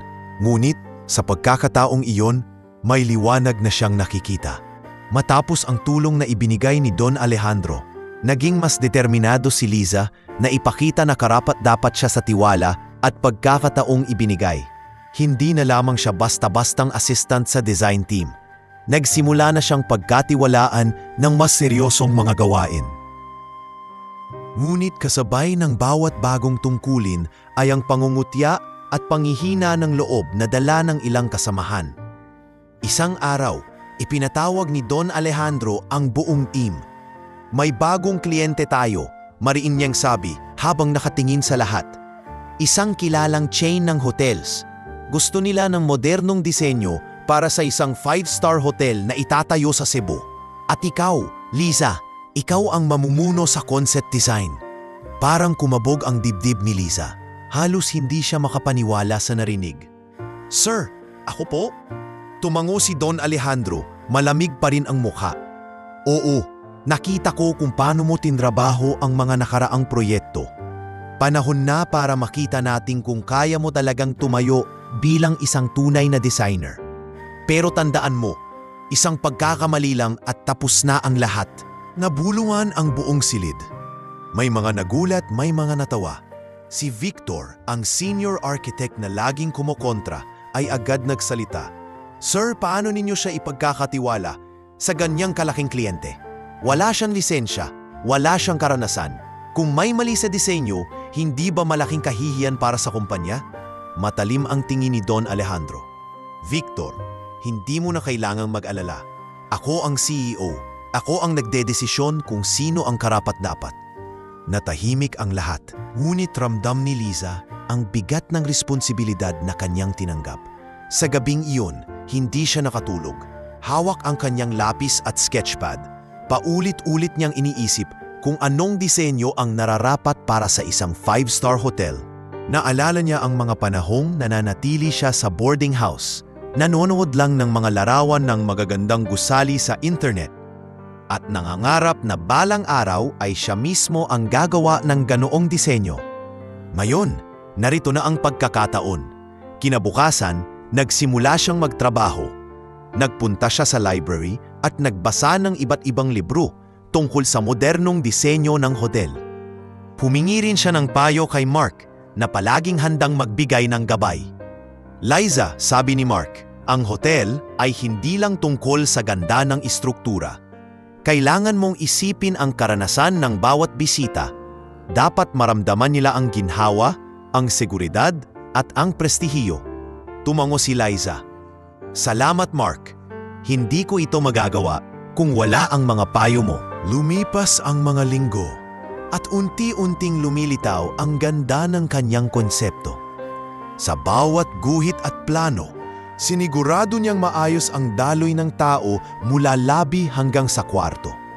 Maganda ang orientation para masulit ang tanawin ng dagat at ligtas ang istruktura laban sa sakuna. Hindi ito naging madali. Maraming beses siyang nagkamali at binura ang kanyang mga plano. Ngunit sa bawat pagkakamali ay mas lalo siyang tumitibay. Dumating ang araw ng presentasyon. Nasa malaking conference hall ang buong board, pati na rin ang mga kinatawan ng kliyente. Habang inaayos ang kanyang mga drawings at 3D mockups, nanginginig ang kanyang mga kamay. Naroon din si Victor, nakangisi, halatang naghihintay na magkamali siya. "Good morning po," panimula ni Liza. Mahina ngunit matatag. "Ito po ang aking konsepto para sa Cebu 5-star Hotel." Isa-isa niyang ipinakita ang kanyang mga plano, mula sa grand lobby na may bukas na espasyo at natural lighting hanggang sa rooftop pool na may panoramic view ng dagat. Ipinaliwanag niya ang bawat detalye, kung paano magiging efficient ang energy consumption, paano magiging ligtas ang gusali sa lindol, at paano magiging accessible para sa lahat ng tao, kabilang na ang may kapansanan. Tahimik ang lahat habang nagsasalita siya. Hindi inaasahan ng mga board members na ganito kapulido ang kanyang ideya. Nang matapos siya, may ilang segundong katahimikan bago nagsalita ang representative ng kliyente. This is exactly what we're looking for. Practical, beautiful, and visionary. Who designed this again? Siya, sagot ni Don Alejandro, sabay turo kay Liza. Isa sa mga bago sa kumpanya. Hindi makapaniwala ang kinatawan. Incredible, we're impressed. Habang palakpakan ng ilan, halatang hindi masaya si Victor. Tumayo siya at nagsalita. "Sir, hindi pa rin ito sapat. Hindi siya licensed architect. Paano kung hindi pumasa sa building code? Paano kung may kapalpakan?" Ngunit bago pa makapagsalita si Don Alejandro, sumagot si Liza. "Sir Victor, naiintindihan ko ang inyong pangamba. Ngunit sinuri ko po ito base sa mga standards at codes na natutunan ko, at bukas po ako sa lahat ng corrections at revisions. Ang mahalaga, handa akong matuto at magpakumbaba." Tahimik ang lahat. Ang dating janitress ngayon ay buong tapang na humarap sa isa, sa pinakamahigpit na kritiko ng kumpanya. Pagkatapos ng presentasyon, pinuri siya ng board at inaprubahan ang kanyang konsepto. Paglabas niya ng conference hall, halos hindi siya makapaniwala. Si Mark ay nakangiting sumalubong sa kanya. "Liza, nagawa mo! Hindi na lang basta husay, ipinakita mo na rin ang tapang at puso." Gumiti si Liza, bakas ang luha ng tuwa sa kanyang mga mata. "Oo, Mark, siguro ito na ang simula." At sa kanyang puso, alam niyang unti-unti nang nagbubunga ang lahat ng kanyang paghihirap at sakripisyo. Matapos ang tagumpay ng presentasyon ni Liza para sa Cebu 5-star Hotel, lalo siyang nakilala sa kumpanya. Ngunit kasabay ng kanyang pag-angat, mas lumalalim din ang galit ng mga taong naiinggit sa kanya. Pinakahigit sa lahat si Victor, ang senior architect na hindi kailanman tumigil sa pangungutya at pagtutol sa kanya. Isang gabi, naiwan si Liza sa opisina upang tapusin ang ilang plano. Tahimik ang paligid, tanging tunog ng kanyang lapis at pag-flip ng mga papel ang maririnig. Hindi niya alam na sa kabilang silid, naroroon si Victor, tahimik na nagmamasid. Hawak nito ang ilang dokumento at tila may masamang binabalak. Kinabukasan, sa regular meeting ng board, iniharap ni Victor ang isang folder. "Sir," panimula niya, "may nais lang po akong ipakita. Natuklasan ko na ang ilan sa mga plano ni Liza ay kahina-hinala. Tingnan ninyo, parang kopya lang mula sa ibang design na nakita ko online." Nagulantang ang lahat. "Ano?" bulong ng isang empleyado. "Kinopya raw ni Liza?" Nagulat si Liza at agad na tumayo. "Hindi totoo yan. Hindi ko kailanman kinopya ang kahit anong disenyo. Lahat ng ito ay sariling gawa ko. Ngunit malamig na ngumiti si Victor. Kung ganon, paano mo ipapaliwanag na halos kapareho ang ilang detalye ng gawa mo sa proyektong ito? Ipinakita niya ang ilang larawan na hawig sa disenyo ni Liza. Naging mabigat ang atmosphere sa silid. Ang ibang board members ay nagbulungan, halatang nagdududa. Si Don Alejandro naman ay nanatiling tahimik, nakatitig lamang kay Liza. "Sir, nananampalataya ako sa integridad ko," mariing sagot ni Liza. "Nagkataon lang na maghahawig ang ilang detalye, pero hindi ko kinopya. Nagtrabaho ako ng buong puso para rito." Sumabat si Mark, halatang galit. "Sir, kilala ko si Liza. Hindi niya gagawin iyon. Ako mismo ang nakakita kung paano siya gumuguhit gabi-gabi. Hindi siya mandaraya." Ngunit hindi nagpatinag si Victor. "Madali lang sabihin iyan. Pero paano kung malagay sa alanganin ang pangalang ng kumpanya dahil sa kanya? Hindi ba mas mabuti nang alisin siya bago pa lumaki ang gulo?" Napabuntong hininga si Don Alejandro bago nagsalita. "Liza, bibigyan kita ng pagkakataon. Kung mapapatunayan mong totoo ang sinasabi mo, mananatili ka rito. Ngunit kung hindi, alam mo na ang mangyayari." Tumango si Liza kahit nangingilid ang luha. "Opo sir, hindi ko po hahayaang masira ang pangalan ko at ang tiwala ninyo sa akin." Mula noon, nagsimula ang mas mahirap na laban ni Liza. Kailangan niyang patunayan hindi lamang ang kanyang husay kundi pati na rin ang kanyang integridad. Sa tulong ni Mark, sinuri nila ang lahat ng kanyang sketches at mga pinagmulan ng ideya. Lumabas na ang mga hawig na disenyo ay bahagi ng isang lumang proyekto ng kumpanya na hindi natuloy.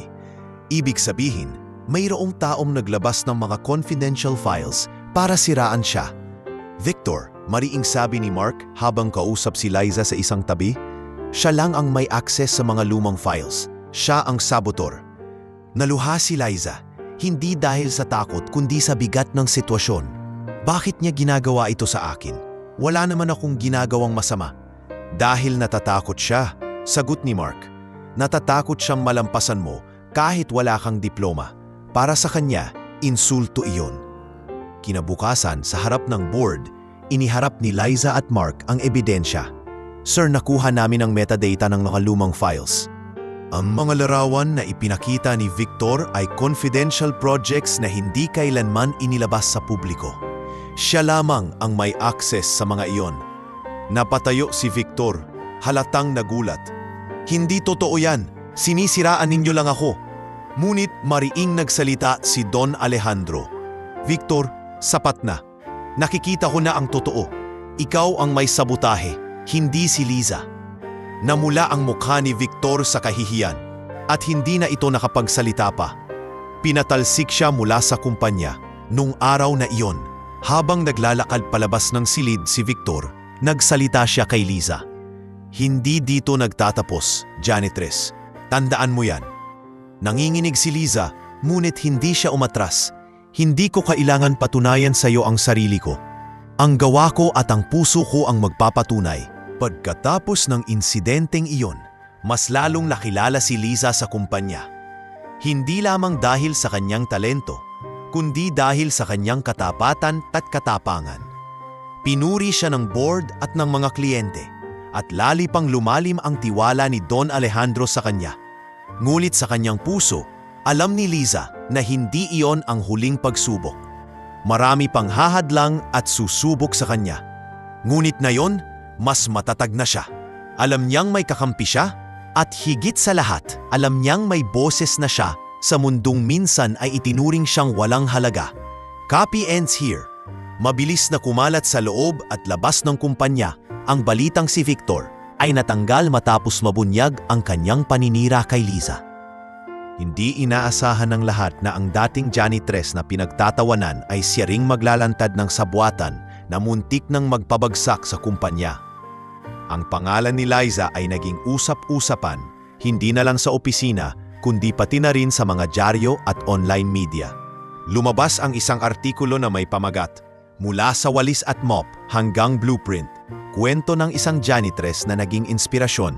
Ang larawan ni Liza, suot pa rin ang kanyang simpleng uniform. Habang hawak ang mga guhit na kanyang ginawa ay kumalat sa social media. Marami ang napahanga, ngunit may ilan pa ring hindi makapaniwala. Isang umaga, habang naglalakad siya papasok sa opisina, may dalawang staff na dating madalas siyang pintasan. Bigla silang lumapit at ngumiti. "Liza, pasensya ka na ha. Dati kasi hindi kami naniniwala. Pero ngayon, saludo kami sa'yo." Napangiti si Liza at tumugon ng marahan. "Wala yun. Ang mahalaga, natutunan nating lahat na huwag maliitin ang kakayahan ng iba." Sa probinsya naman, naging malaking balita rin ang kanyang tagumpay. Nagpadala ng sulat ang principal ng dati niyang paaralan. "Liza, ang iyong kwento ay nagbibigay inspirasyon sa mga kabataan dito. Marami ang nagsasabing gusto rin nilang maging tulad mo. Matatag, mapagpakumbaba, at may pangarap." Napaluha si Liza habang binabasa ang liham na iyon sa kanyang boarding house. Isang linggo matapos ang pagkakatanggal kay Victor, inimbitahan si Liza ng isang lokal na TV station para sa isang panayam. Sa unang pagkakataon, naupo siya sa harap ng kamera. Kabadong-kabado. "Liza," tanong ng host, "anong pakiramdam ng isang dating janitress na ngayon ay kinikilala bilang isang talentadong designer?" Sandaling natahimik si Liza bago sumagot. "Para sa akin, hindi importante ang titulo o posisyon. Ang mahalaga ay kung paano mo ginagamit ang talento at puso para makatulong. Naging janitress man ako, hindi ko ikinahihiya iyon. Doon ako natuto ng tiyaga at disiplina. At ngayon, ginagamit ko yon para tuparin ang pangarap ko." Palakpakan ang audience. At maging ang host ay napangiti. "Inspirasyon ka, Liza. Sana mas marami pang kabataan ang maging kasing tapang mo." Hindi lamang sa media siya nakilala. Nang bumalik siya sa kanilang baryo upang dalawin ang kanyang pamilya, sinalubong siya ng mga kapitbahay na may dalang tarpaulin. "Welcome home, Architect Liza, ang inspirasyon ng ating baryo." Napangiti siya at napaluha. "Hindi pa po ako lisensyadong architect," aniya, "pero salamat po sa tiwala." Niyakap siya ng kanyang ina at kapatid at naramdaman niya ang tunay na saysay ng kanyang mga pagsusumikap. Sa mismong baryo, nagpasya siyang magbigay ng libreng workshop para sa mga kabataang mahilig ding gumuhit. Sa ilalim ng isang puno, nagturo siya ng simpleng paraan ng pagdodrawing ng mga bahay at gusali gamit ang ruler at lapis. "Ate Liza, gusto ko rin pong maging architect balang araw," sabi ng isang batang lalaki. Ngumiti si Liza. "Kaya mo yan. Huwag mong hayaang hadlangan ka ng kahirapan. Ang pangarap, kahit maliit, ay lalaki basta hindi mo bibitawan." Sa loob ng kumpanya, mas dumami na ang mga taong bumilib sa kanya. Ang mga dating nanunuya ay unti-unti nang natutong bumati at makipag-usap ng may respeto. Sa bawat meeting, kapag nagsasalita si Liza, nakikinig na ang lahat. Hindi na siya itinuturing na tagalinis lang, kundi isang kasapi na may mahalagang ambag. Ngunit higit sa lahat, isang malaking pagbabago ang naganap nang formal siyang itinalaga ni Don Alejandro bilang junior designer ng kumpanya. Tinawag siya nito sa opisina. "Liza, panimula ni Don Alejandro, pinatunayan mo na ang sarili mo. Hindi lang sa husay, kundi pati sa katapatan. Simula ngayon, opisyal ka ng bahagi ng design team. Hindi na bilang assistant, kundi bilang junior designer." Naluha si Liza at halos hindi makapagsalita. "Sir, maraming salamat po. Hindi ko po ito makakamtan kung hindi ninyo ako binigyan ng pagkakataon." Tumango si Don Alejandro. "Huwag kang magpasalamat sa akin. Ikaw mismo ang gumawa ng paraan para mafarating ka rito. Tandaan mo, ang kumpanya ay hindi lang tungkol sa mga diploma o titulo. Nasa gawa at puso ng tao ang tunay na halaga."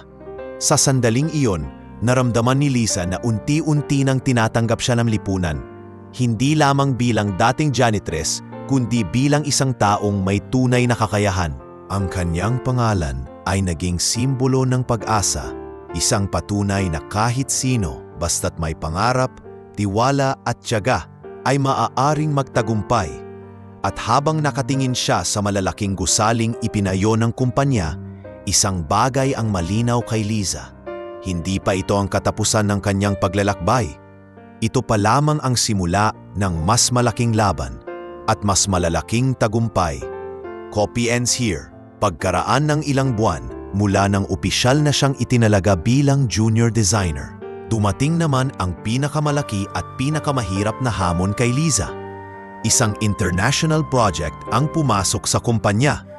Ang disenyo ng isang malaking cultural center na itatayo sa Metro Manila. Hindi lang basta gusali ang kailangan.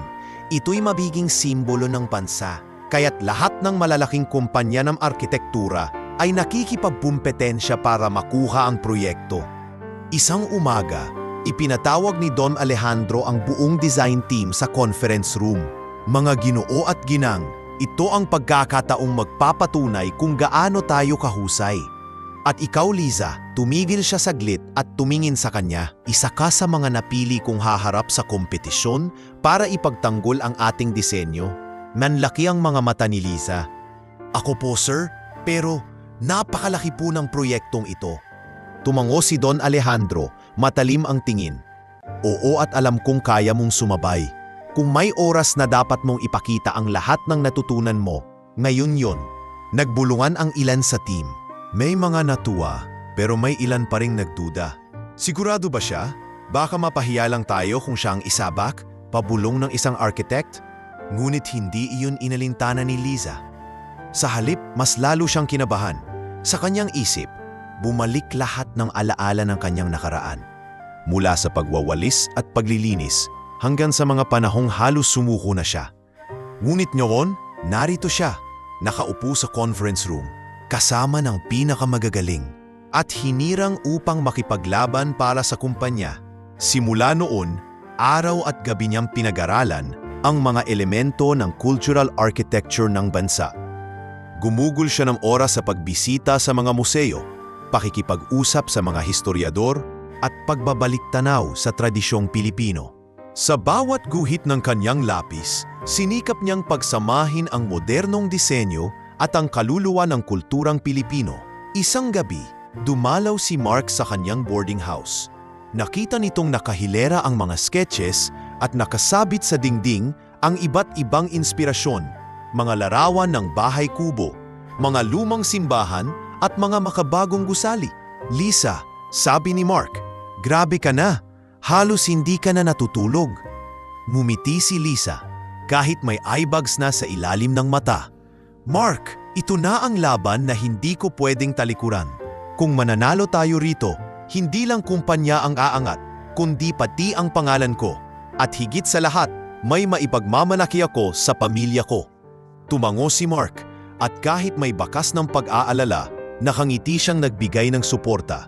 Kaya mo yan, at kahit anong mangyari, nandito ako para sa iyo.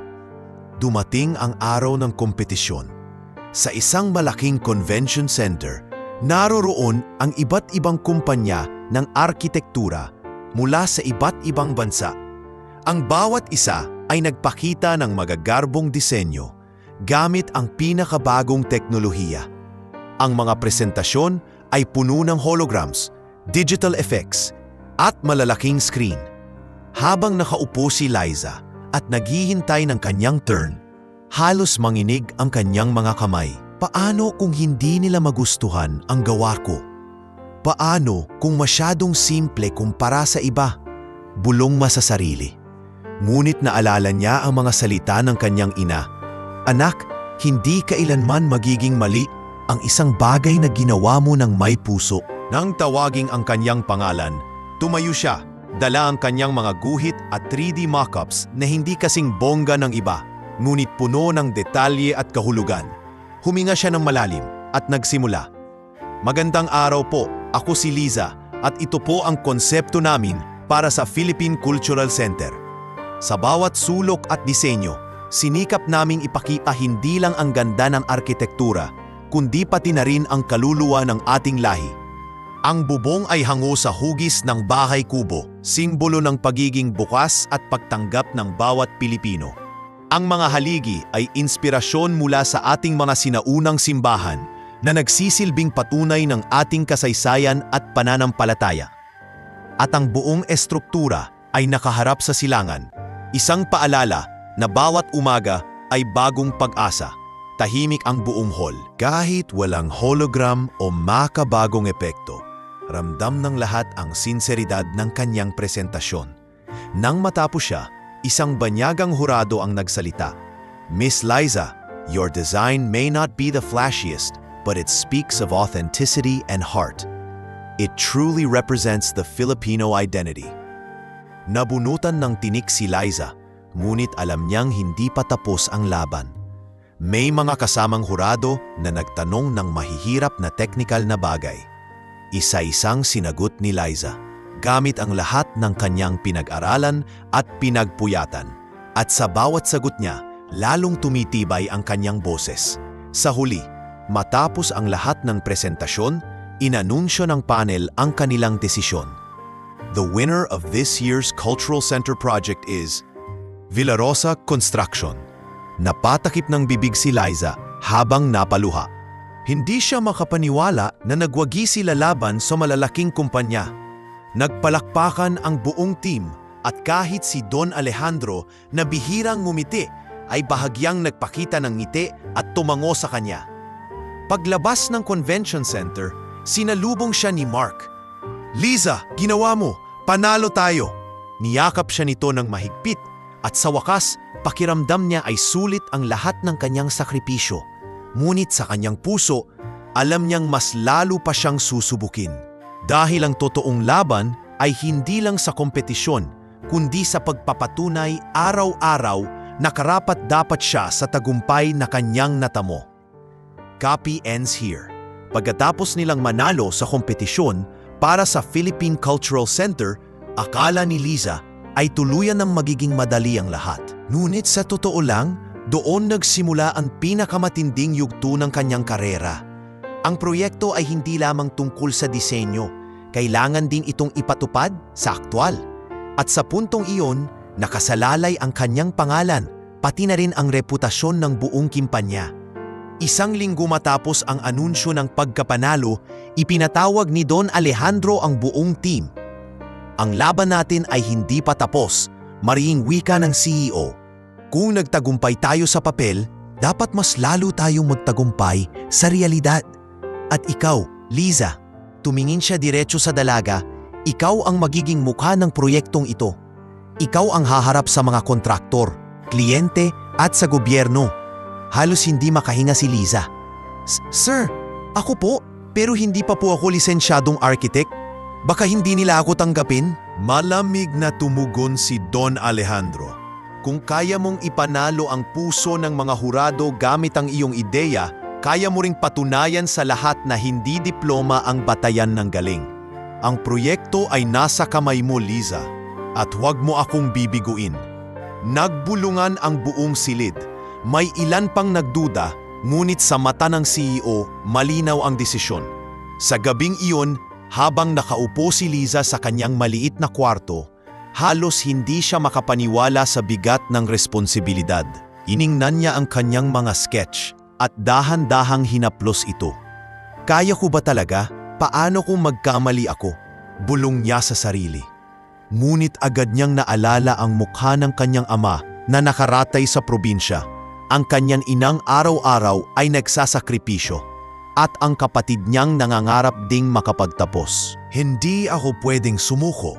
Mariin niyang sabi, sabay pinahid ang kanyang luha. Kinabukasan, nagsimula na ang serye ng mga meeting kasama ang contractors at government representatives. Sa unang presentasyon, hindi na iwasang pagtawanan siya ng ilan. Siya ba ang junior designer? Tanong ng isang kontraktor. Mukha pa siyang estudyante. Sigurado ba kayo? Ngumiti si Liza kahit ramdam ang bigat ng kanilang mga salita. Oo, ako nga. At handa akong ipakita sa inyo ang plano. Hindi lang para sa gusali, kundi para sa bansa. Isa-isa niyang ipinaliwanag ang bawat detalyeng teknikal. Ang istrukturang kayang tumagal laban sa lindol. Ang energy-efficient systems na magpapababa ng gastos. At ang mga lokal na materyales na gagamitin para mas lalo itong maging makabayan. Sa bawat salita niya, unti-unting nagbago ang tingin ng mga tao sa silid.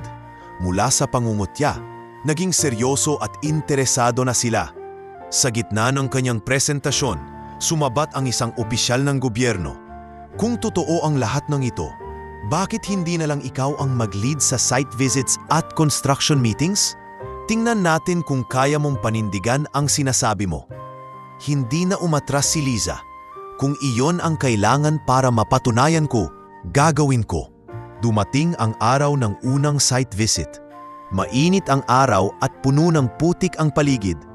Hindi sanay si Liza sa ganoong kondisyon, ngunit pinilit niyang maging matatag. Nakita niya kung paano nagtatrabaho ang mga construction workers, pawisan at pagod. Lumapit siya at nakipag-usap. Mga kuya, salamat sa sipag ninyo. Alam kong mahirap ito, pero ang bawat pawis ninyo ay magiging bahagi ng isang gusaling ipagmamalaki ng buong bansa. Nagulat ang mga manggagawa. Bihira kasi na ang isang designer ay lumapit at makipag-usap ng ganon. Salamat ma'am, tugon ng isa. Mas gagalingan namin para sa proyektong ito. Unti-unti, nagkakaroon ng tiwala sa kanya ang lahat. Ngunit hindi naging madali.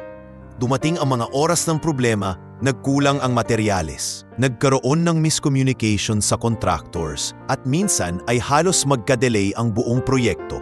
Sa bawat suliranin, pinipili ni Liza na manatiling kalmado. Tinatawag niya si Mark para humingi ng payo at madalas silang mag-usap ng team para humanap ng solusyon. Mark, paano kung hindi natin ma-deliver sa oras? Tanong niya isang gabi habang magkasamang tinitingnan ang nakaplano. Huwag kang mag-alala, sagot ni Mark. Kung may isang bagay na napatunayan mo na, iyon ay kaya mong tumayo sa kahit anong pagsubok. Hindi ka na nag-iisa, Liza. May team ka, may pamilya ka, at nandito ako. Sa mga salita ni Mark, muling lumakas ang loob ni Liza. Dumating ang pinakamalaking araw ng kanyang karera, ang final inspection ng mga kliyente at mga opisyal ng gobyerno. Sa harap ng kalahating tapos na gusali, nakatayo si Liza na may hawak na plano. Habang iniikot ang buong site, ipinaliwanag niya kung paano gumagana ang bawat detalye, kung paano ito ligtas at sustainable, at kung paano nakapaloob ang diwa ng kulturang Pilipino. Pagkatapos ng inspeksyon, tumango ang pinuno ng proyekto mula sa gobyerno.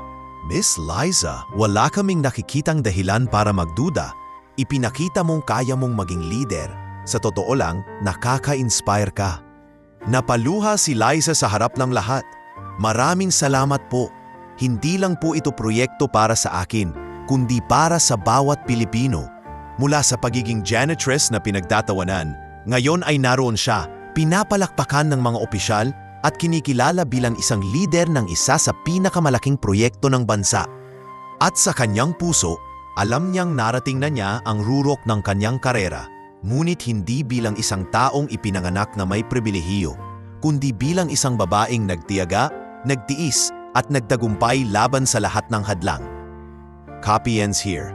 Lumipas ang 3 taon mula nang magsimula si Liza bilang janitress sa kumpanya. Ang dating babaeng may mop at walis sa kamay, ngayoy isa ng kinikilalang architect. Hindi lamang sa kanilang kumpanya, kundi sa buong industriya. Natapos at na-inaugurate na ang Philippine Cultural Center, isang proyektong itinuturing na obra maestra ng makabagong arkitektura ng bansa. Sa araw ng pagbubukas nito, naroon ang mga opisyal ng gobyerno, mga kilalang tao sa industriya at libu-libong Pilipino. Habang nakatayo si Liza sa harap ng gusali, nakasuot ng simpleng beige na bestida, halos hindi siya makapaniwala na ang lahat ng ito ay totoo.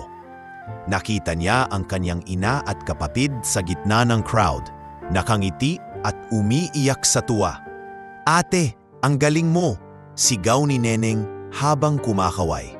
Lumapit si Liza at niyakap ang kanyang pamilya. "Para sa inyo lahat ito. Para ay tatay, para sa mga sakripisyo ni nanay, at para sa lahat ng taong naniwala kahit minsan ay wala na akong lakas." Nang magsimula ang programa, inimbitahan siya ng isang government official para magsalita. Kinakabahan man, lumapit siya sa podium. Tahimik ang lahat habang nagsisimula siya. 3 taon na ang nakalilipas, hawak ko pa lang noon ay walis at mop. Wala ni isang naniwalang may kakayahan akong magdisenyo ng kahit isang gusali. Ngunit ngayon, narito tayo sa harap ng isang cultural center na hindi lang gawa ng aking kamay, kundi bunga ng pagtutulungan, tiwala at pananalig. Napalakpakan siya ng lahat. Sa gilid, nakita niyang nakatayo si Don Alejandro. Hindi nakangiti, ngunit kitang-kita ang bakas ng respeto at pagtanggap. Matapos siyang bumaba sa entablado, nilapitan siya nito. "Liza, pinatunayan mong tama ako nang bigyan kita ng pagkakataon. Hindi ko man labing ipinapakita, pero ipinagmamalaki kita." Napangiti si Liza, bakas ang luha sa kanyang mga mata. "Sir, kung hindi po dahil sa inyo, baka hanggang ngayon, naglilinis lang ako ng sahig. Maraming salamat po sa tiwala." Sa mga sumunod na buwan, hindi natapos ang mga biyaya.